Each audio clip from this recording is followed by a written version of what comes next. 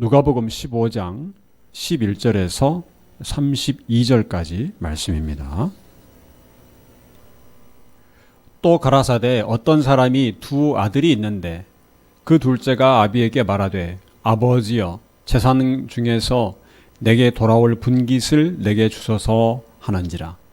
아비가 그 살림을 각각 나누어 주었더니 그 후 며칠이 못되어 둘째 아들이 재물을 다 모아가지고 먼 나라에 가 거기서 허랑방탕하여 그 재산을 허비하더니 다 없이 한 후 그 나라에 크게 흉년이 들어 저가 비로소 궁핍한지라.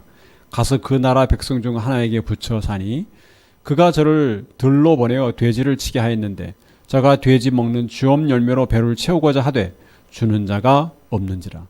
이에 스스로 돌이켜 가로되 내 아버지에게는 양식이 풍족한 품꾼이 얼마나 많은고 나는 여기서 줄여 죽는구나. 내가 일어나 아버지께로 가서 이르기를 아버지여 내가 하늘과 아버지께 죄를 얻었사오니 지금부터는 아버지의 아들이라 일컬음을 감당치 못하겠나이다.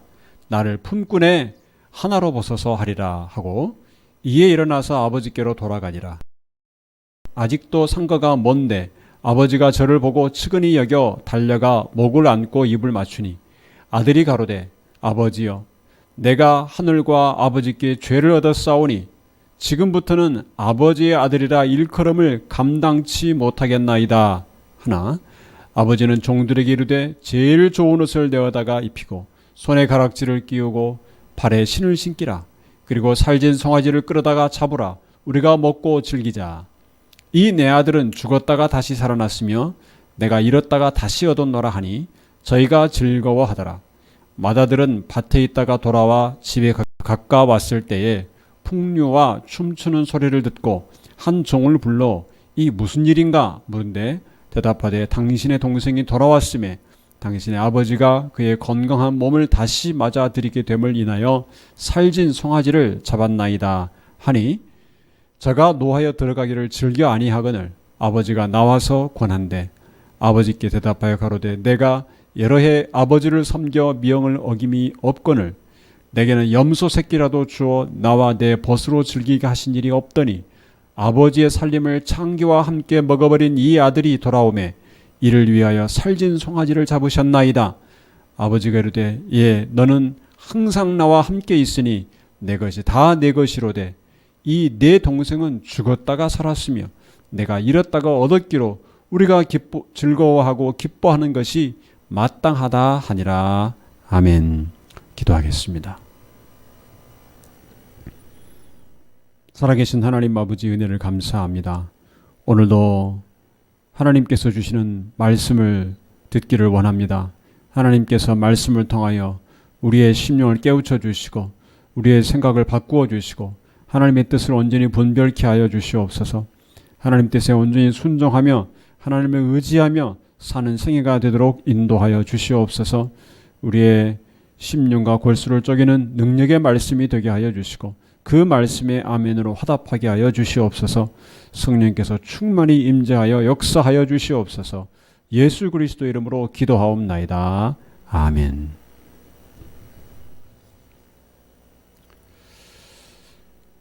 오늘 읽은 이 누가복음 15장에 있는 말씀은 우리가 잘 아는 성경의 비유입니다. 잃어버린 아들의 비유 또는 이 탕자의 비유라고 알려진 이 비유이기도 합니다. 아마 연극이나 또 여러 소재로도 교회에서 주일학교에서 자주 나왔던 그런 내용이기도 합니다. 아마 재작년에 제가 에베소서 강의할 때 자존감의 문제를 다루기 위해서 11절에서 24절 말씀을 살펴본 적이 있습니다. 그리스도인들은 어떤 자아상을 가져야 되는가에 대한 성경적인 관점을 오늘 둘째 아들의 상황에서 배웠습니다. 오늘은 이제 32절까지 전반적인 전체 비유와 그 모든 부분들을 살펴서 하나님께서 주시는 말씀을 듣는 시간을 갖겠습니다. 오늘 본문에서 주요 등장인물은 아버지와 두 아들입니다.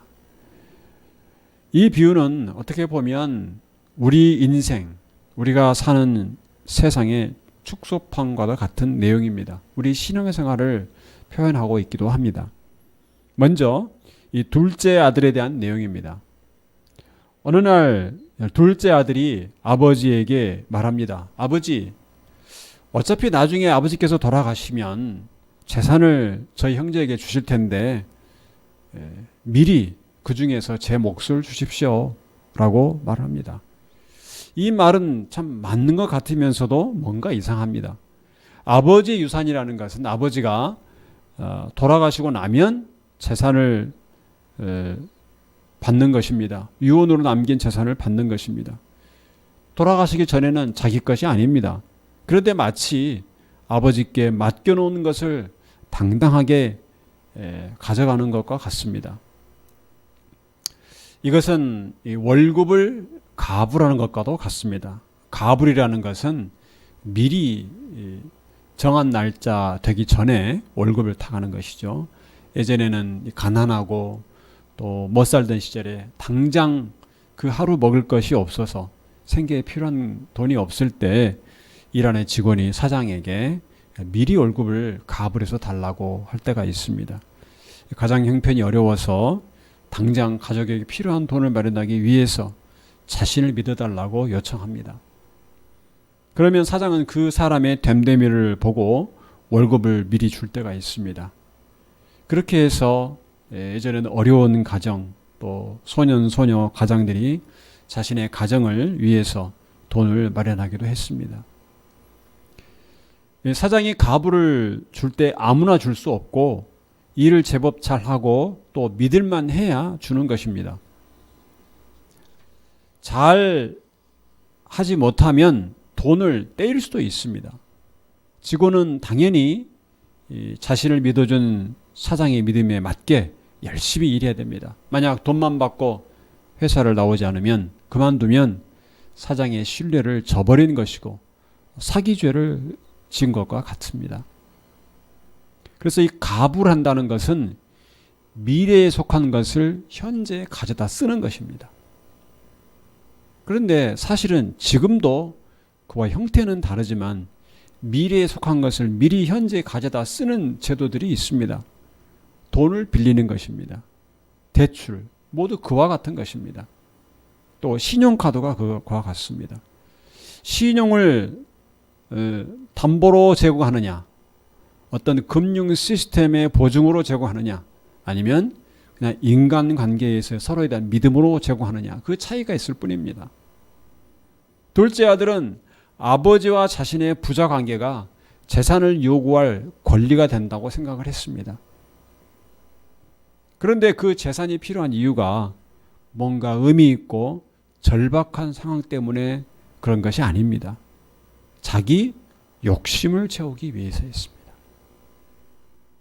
오늘 비유에서 아버지는 아들이 요구하는 것에 따라서 그따위 말도 안 되는 소리를 어디서 하느냐 이렇게 호통을 치지 않고 재산을 나누어 줍니다.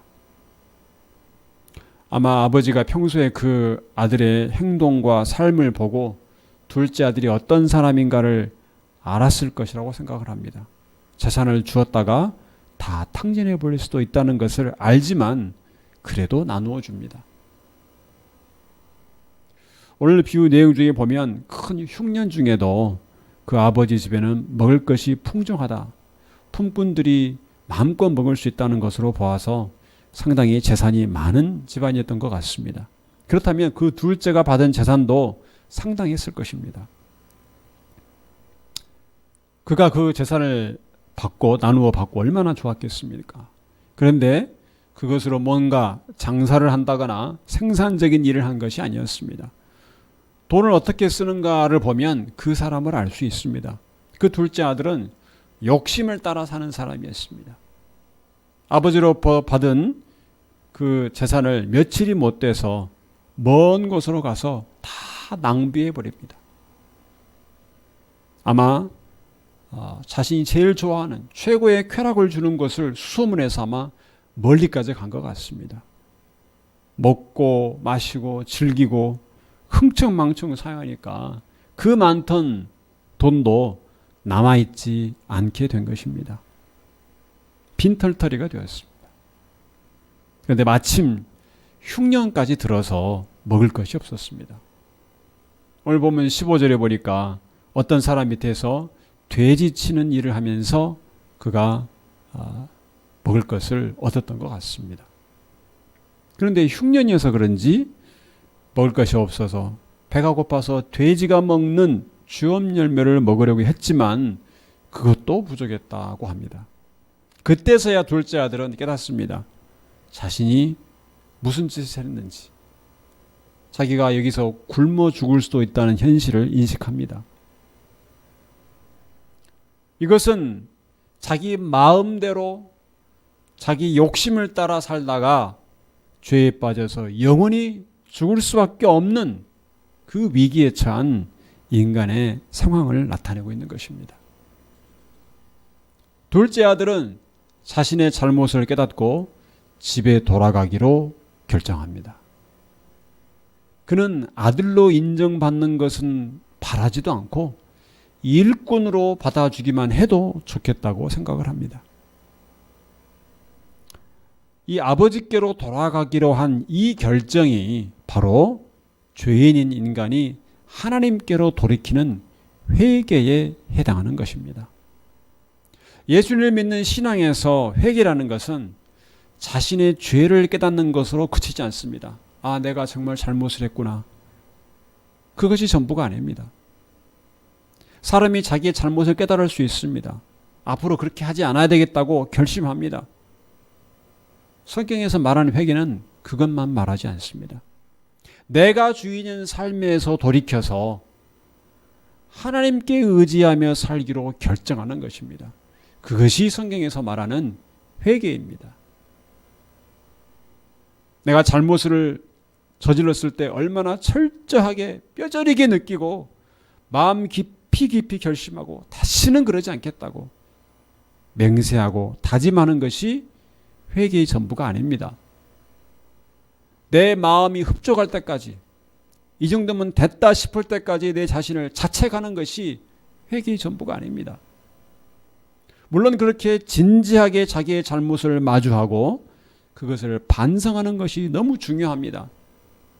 그러나 그것으로만 끝난다면 불교나 또는 다른 종교에서 말하는 윤리에서 말하는 깨달음 또는 자기 반성과 다를 것이 없을 것입니다.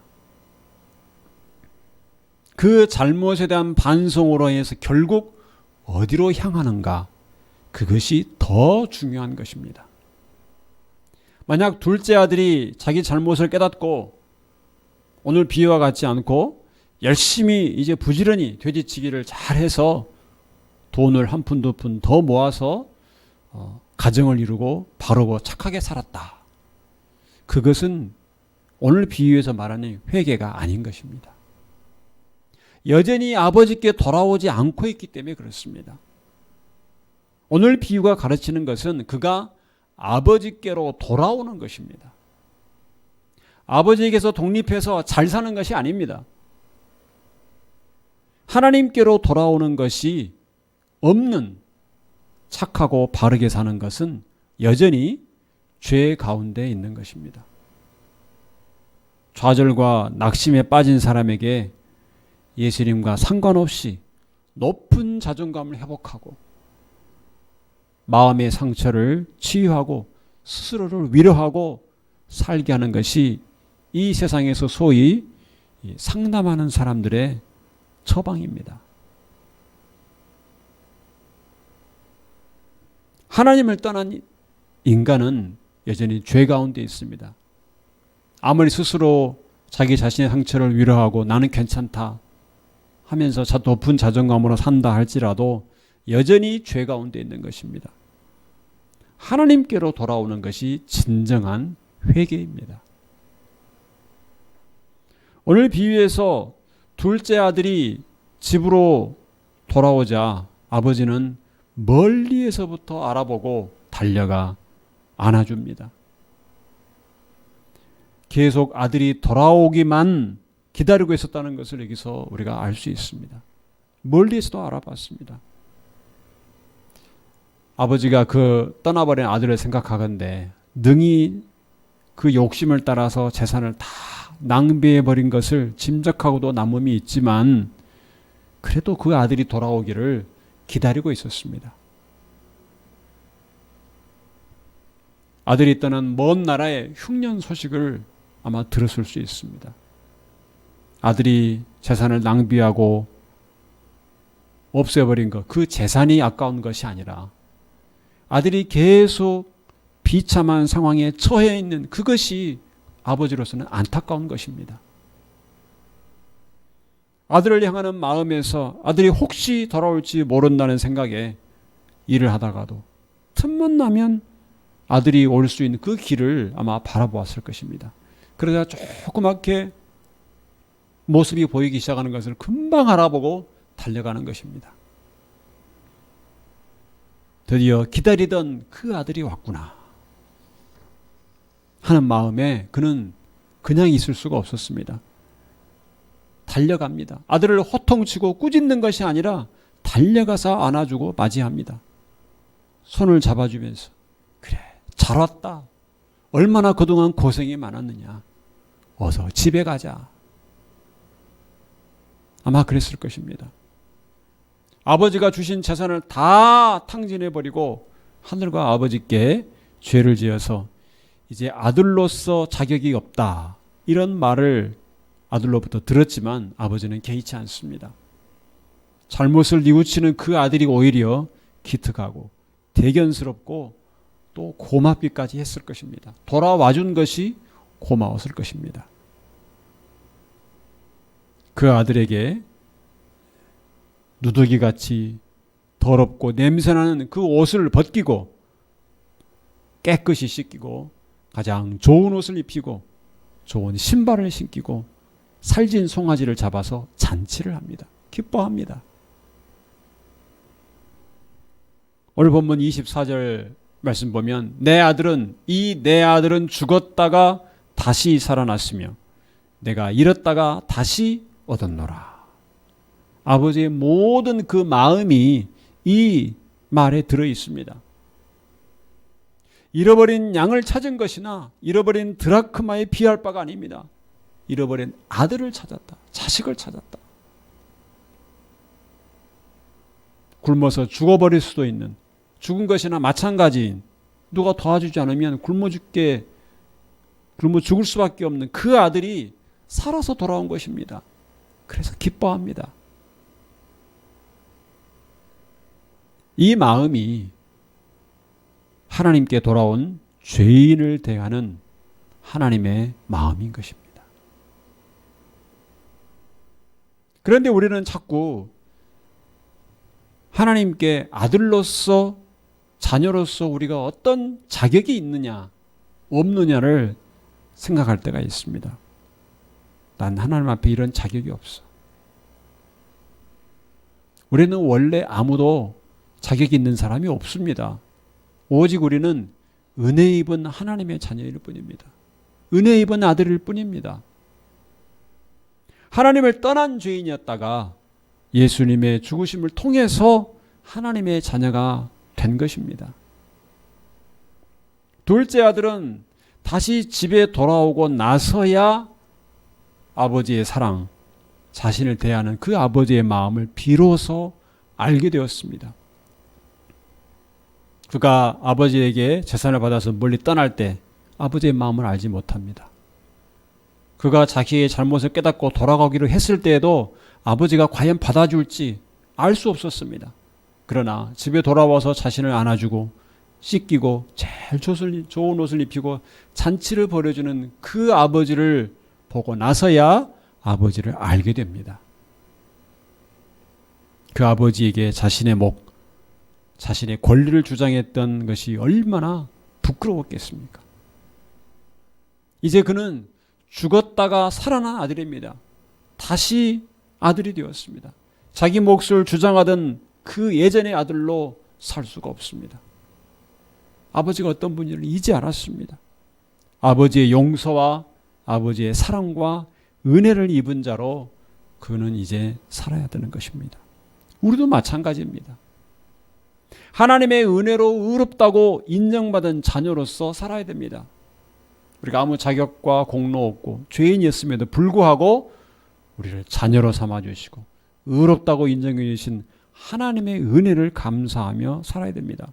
하나님의 자녀로서의 권세를 가졌지만 하나님 앞에 내 권리와 내 공로를 주장하는 것이 아니라 감사하고 하나님의 뜻에 순종하며 살아야 하는 것입니다. 그런데 집에 있던 큰 아들은 그렇지 못했습니다. 그는 잔치가 벌어진 소란스러운 소리와 함께 동생이 돌아온 것을 알게 됩니다. 쾌락을 즐기고 재산을 탕진한 동생을 그는 환영하지 않습니다. 도대체 어떻게 얼굴을 들고 집에 올 수 있느냐? 괘씸히 여겼을 것이고 분노했을 것입니다. 동생이 돌아온 사실보다는 동생이 한 행동을 문제 삼습니다. 그리고 함께 잔치에 참여하기를 권하는 아버지에게 자기의 억울한 심정을 토로합니다. 동생이 저렇게 돌아온 것도 괘씸한데 그 동생을 위해서 잔치를 베풀어준 아버지가 이해되지 않습니다. 그는 오랫동안 아버지 말씀에 순종하고 집안일도 거들고 농사도 돕고 일꾼도 돌아보는 일도 했을 것입니다. 아버지를 대신해서 또는 아버지를 도와서 많은 일을 했을 것입니다.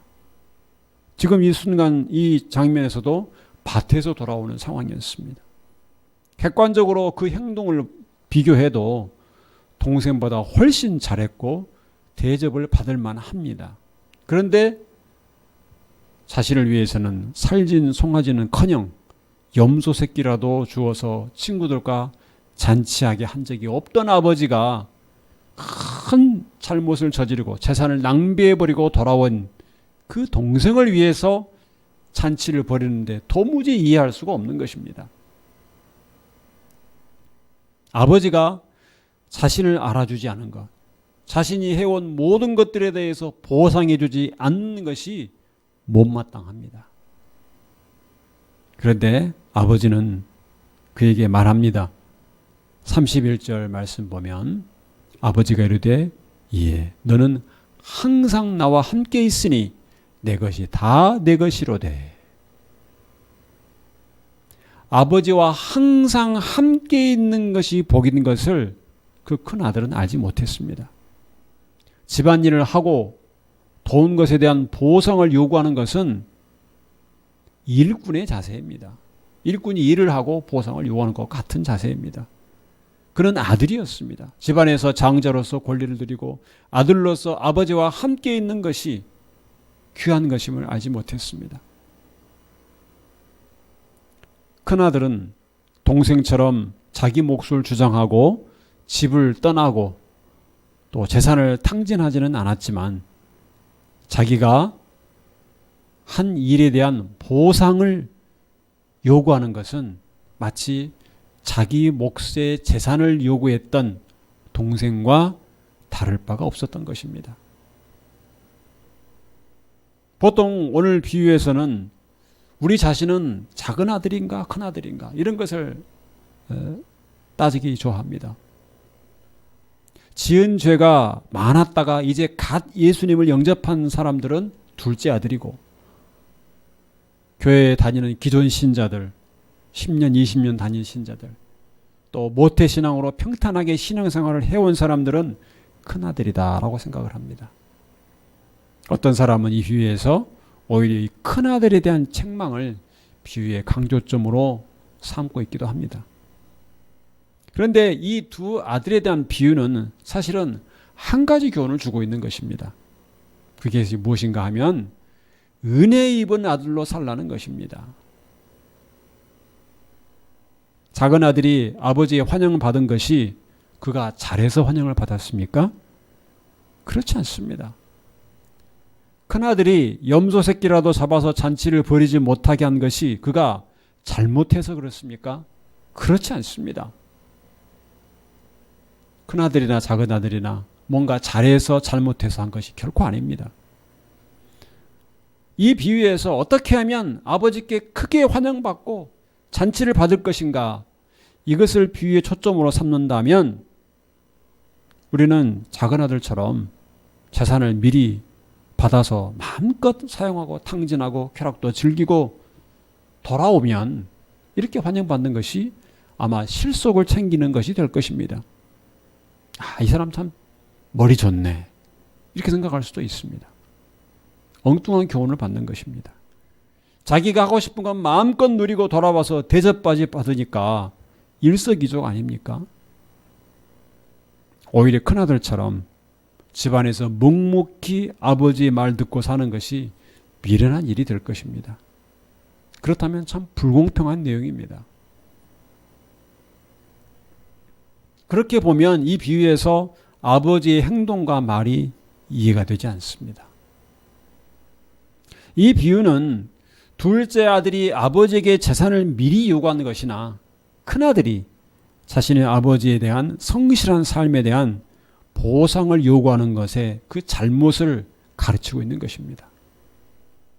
우리가 배워야 될 것은 둘째 아들이 재산을 탕진하고 굶어 죽을 위기에 처하고 나서야 깨달은 그것입니다.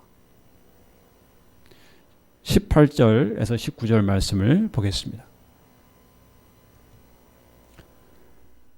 내가 일어나 아버지께 가서 이르기를 아버지여 내가 하늘과 아버지께 죄를 얻었사오니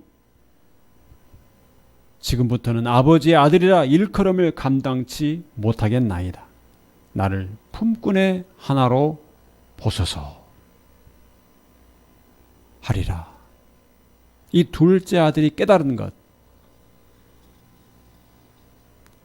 그가 은혜 입은 아들로서 살기를 원해야 됩니다.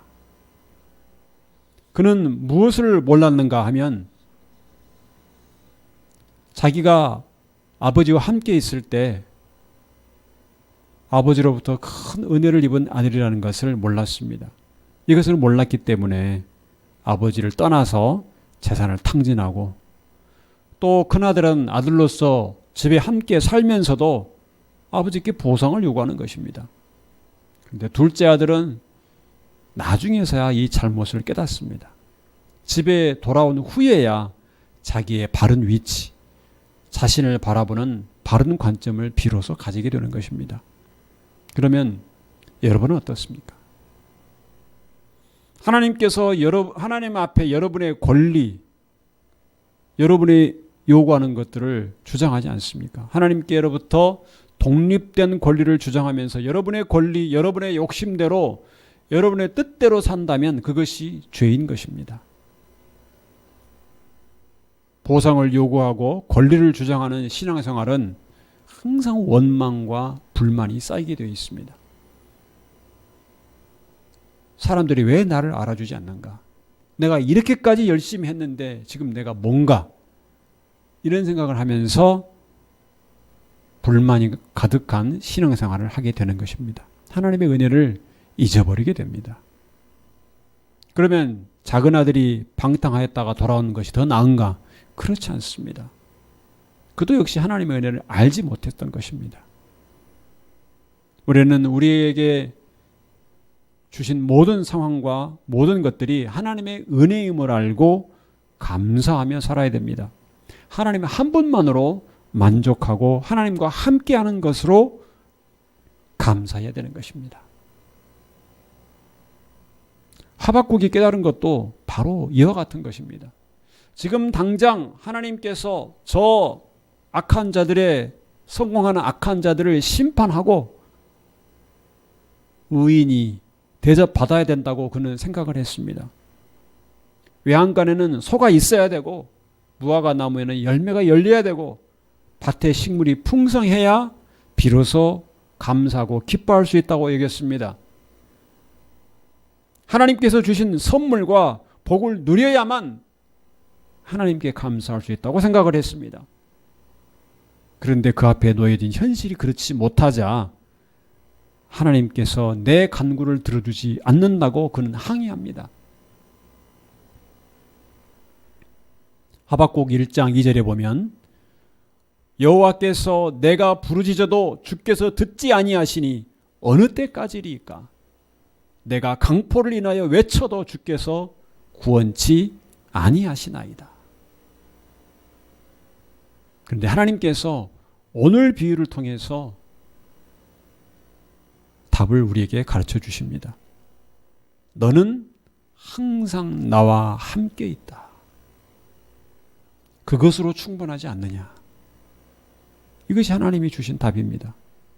아버지와 함께 있는 것으로 만족하지 못했을 때 작은 아들은 재산을 받아서 떠났습니다. 아버지와 함께 집에 있으면서도 감사하는 마음이 없어서 그렇게 살면 집을 떠나지는 않았다 해도 자기 몫을 주장했던 작은 아들과 다를 바가 없습니다. 그리스도인의 삶은 본질적으로 하나님의 은혜를 기억하고 감사하는 삶입니다. 그것이 우리 믿는 성도의 삶입니다. 하나님이 주신 선물이 있어야만, 하나님께서 주신 그 무엇 때문이 아니라 하나님 한 분만으로 만족하는 삶이 곧 우리 그리스도인의 삶입니다. 거기에 만족을 못할 때 우리는 하나님을 떠납니다. 하나님이 이것을 안 해주어서 하나님이 나에게 이룰 수 있는가 하면서 하나님 떠납니다. 작은 아들과 같습니다. 떠나지 않는다 해도 늘 하나님께 불만을 갖고 삽니다. 교회에 있는 성도들 중에서 그렇게 생각하는 사람들이 있습니다. 이 모두에게 주신 오늘 주님의 말씀인 것입니다. 하박국이 하나님이 주신 교훈을 깨닫고 나서 비로소 그는 하나님을 찬송하며 고백합니다. 하박국 3장 18절에 19절 말씀 우리 같이 한번 읽겠습니다. 나는 여호와를 인하여 즐거워하며 나의 구원의 하나님을 인하여 기뻐하리로다. 주 여호와는 나의 힘이시라. 비로소 그것을 깨닫고 하나님을 찬양합니다. 하나님을 인하여 기뻐한다고 말합니다. 눈에 보이는 어떤 선물이 없어도, 어떤 증거가 없어도 하나님 때문에 기뻐한다는 것입니다. 성경에서 다윗은 소년이었을 때 골리앗을 물리치고 승승장구하던 때가 있었습니다. 그런데 사울의 핍박으로 도망 다니기도 합니다. 그가 온 이스라엘의 왕으로 높임을 받았을 때가 있었지만 그 아들 압살롬의 반란으로 참으로 비참한 삶, 또다시 도망자의 삶을 살 때가 있었습니다. 그래서 그는 고백합니다. 시편 23편 2절에 그는 나를 푸른 초장에 누이시며 쉴 만한 물가로 인도하시는도다. 그런데 4절에 또한 이렇게 고백합니다. 내가 사망의 음침한 골짜기로 다닐지라도 해를 두려워하지 않을 것은 주께서 나와 함께 하심이라. 주의 지팡이와 막대기가 나를 안위하시나이다. 이것이 다윗의 고백입니다. 푸른 초장으로 인도할 때도 하나님이 함께 하셨고, 내가 죽음의 그 계곡을 건널 때에도 하나님께서 나와 함께 하신다. 그래서 그는 여호와는 나의 목자시니 내가 부족함이 없으리로다, 이렇게 고백했던 것입니다. 성도 여러분, 여러분에게 모든 일이 잘 될 때에만 하나님께 감사하는 것은 참된 신앙이 아닙니다. 그 일 때문에만 하나님께 감사한다면 아직도 하나님을 알지 못하는 것입니다. 우리는 내가 기대했던 일을 이루어지지 않으면 실망합니다. 내가 원했던 그것 때문에 하나님을 찾았다가 기대하지 못하면 하나님을 떠나게 되어 있습니다. 죽음의 위기를 통과하면서 하나님과 함께함을 누리는 것이 참된 신앙입니다. 하나님이 늘 우리에게 복을 주시고 늘 잘되게 하시고 늘 우리가 기대했던 것들을 주시면 하나님을 잘 믿을 것 같습니까? 그렇지 않습니다. 그것은 우상을 섬기는 마음과 같습니다. 내 마음이 내가 원하는 것이 하나님의 뜻과 다를 때 하나님을 떠나기 시작합니다. 내가 원하는 것을 주는 다른 이방신과 다른 우상을 찾아가게 되어 있습니다. 그것이 이스라엘 백성의 잘못이었습니다. 그래서 하나님께서는 때로 푸른 초장으로 인도하실 수도 있지만 우리가 정말 힘들어하는 사망의 골짜기로 우리를 인도하시기도 하는 것입니다. 하나님을 바라보라는 것입니다. 언제 어떤 상황에서도 여호와는 나의 목자시니 내가 부족함이 없으리로다. 이것을 여러분의 고백으로 삼기 바랍니다. 여러분의 수고와 여러분의 섬김에 따른 보상과 권리를 찾기보다는 늘 하나님의 은혜를 의지해서 사는 하나님의 자녀들이 다 되시기를 주님의 이름으로 축원합니다. 기도하겠습니다. 우리의 참된 목자가 되시는 하나님 아버지 감사합니다. 우리가 영원히 죽을 수밖에 없는 위기에 처해 있을 때 우리를 위해서 독생자 예수님을 아끼지 아니하시고 우리를 찾아와 주시며 우리를 예수 그리스도 안에서 새롭게 하나님의 자녀로 삼아주신 그 은혜를 감사합니다. 우리는 하나님의 은혜를 잊어버리고 우리의 삶 속에서 하나님에 대하여 끊임없이 보상과 어떤 잘되기만을 원하는 우리의 기대를 하나님께 요구하는 그런 삶을 살 때가 있습니다. 하나님 아버지, 하나님이 주신 은혜를 늘 감사하는 삶이 되게 하여 주시옵시고 하나님과 함께 있는 것으로 만족하는 삶이 되게 하여 주옵소서. 내가 원하는 것이 하나님께서 주신 것과 다를 때 쉽게 떠나버리는 어리석은 이 작은 아들과 같이 되지 않게 하여 주시고 하나님과 함께 있다 할지라도 하나님께 감사할 줄 모르는 그날 같은 삶이 되지 않게 하여 주시고 오직 돌아온 아들처럼 하나님이 누구인가를 알고 하나님의 은혜에 감사하며 사는 저희를 되게 하여 주시옵소서.